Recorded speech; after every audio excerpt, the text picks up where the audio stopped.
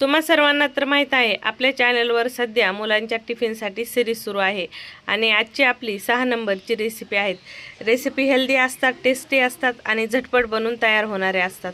नमस्कार मंडळी, मी वर्षा येवले माझ्या चॅनलवर तुमचं खूप मनापासून स्वागत करते। चला मग उशीर न करता आजच्या या स्पेशल रेसिपीला सुरू करूयात।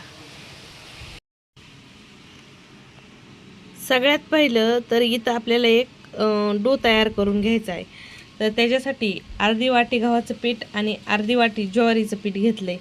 चवीनुसार मीठ टाकून घेतलं, थोडंसं तेल टाकून घेतलं, सोबतच बारीक कट केलेली कोथिंबीर घालून घेतली, थोडेसे कच्चे जिरे घालून घेतले आणि चवीनुसार मीठ घालून छान सर्व जिन्नस मिक्स करून छान पीठ मळून घेतलं। नॉर्मल जसं चपात्याला पीठ मळतो त्या पद्धतीने इथं पीठ मळून घेतलं। पीठ मळून घेतल्यानंतर लगेचच याच्या चपात्या म्हणजे आपण फुलके बनवून घेणार आहोत। फुलके जसे छोटे छोटे असते ना त्या पद्धतीने याचे फुलके बनवून घ्यायचे आहेत। लहान मोठे तुम्हाला किती मोठे करायचे तुम्ही तुमच्या हिशोबाने बनवून घ्या। याला पीठ भिजत ठेवण्याची काही गरज नाही, पीठ मळलं की लगेचच इथं याचे फुलके बनवून घ्यायचे। तर मस्त छान मिडियम असे इथं फुलके बनवून घेतले। आता तुम्हाला तेल तूप लावून फुलके भाजायचे का प्लेन तसे ठेवायचे ते तुमच्या हिशोबाने तुम्ही करू शकता। आता इथं फुलके मी डायरेक्ट तव्यावरच भाजत आहे। तुम्ही नॉर्मली फुलके जसं गॅसवर भाजता त्या पद्धतीनेही भाजून घेऊ शकता। गॅस मिडियम ठेवायचा आणि मिडियम गॅसवर उलट पुलट करून छान इथं मस्त खरपूस लाल रंगावर हे ज्वारीचे आणि गव्हाचे मिक्सवाले फुलके बनवायचे। नॉर्मली मुलांना ज्वारी खायची म्हटलं तर वाकडं तिकडं तोंड करतात, बाजरी ज्वारी मुलं चुकूनही खात नाहीत।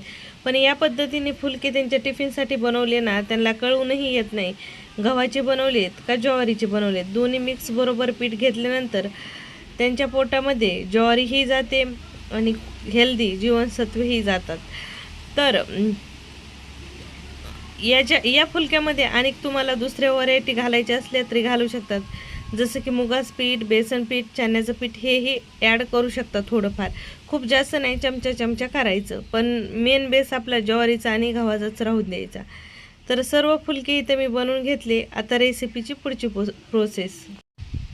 तर इथे घेतलेले आहेत मी पत्ता गोबी, गाजर आणि शिमला मिरची।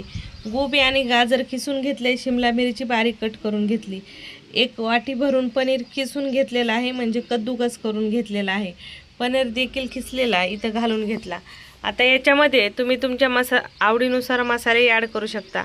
याच्यामध्ये मी घातलेला आहे लाल मिरची पावडर, धना जिरा पावडर, सोबतच थोडासा गरम मसाला, चाट मसाला आणि चवीनुसार मीठ। तुम्ही तुमच्या हिशोबाने याच्यात मसाले ॲड करू शकता। तुमच्या मुलांना मॅगी खूप पसंत असेल तर यात मॅगी मसालाही घालू शकता किंवा थोडासा पिझ्झा सॉसही ॲड करू शकता। पण मी ज्या मसाल्याने बनवलेला आहे म्हणजे सिंपल मसाल्याने बनवलेला आहे, या मसाल्याने देखील ही रेसिपी एक नंबर खायला लागते। तर आता चपातीला सॉस लावून घ्यायचा, जे आपण फुलके बनवलेले होते त्या फुलकेला आपण इथं सॉस लावून घ्यायचा आणि जो आपण इथं आता बेस तयार केला आहे म्हणजे जे व्हेजिटेबलचं आता आपण मिक्स बॅटर तयार केलेलं होतं ते इथं छान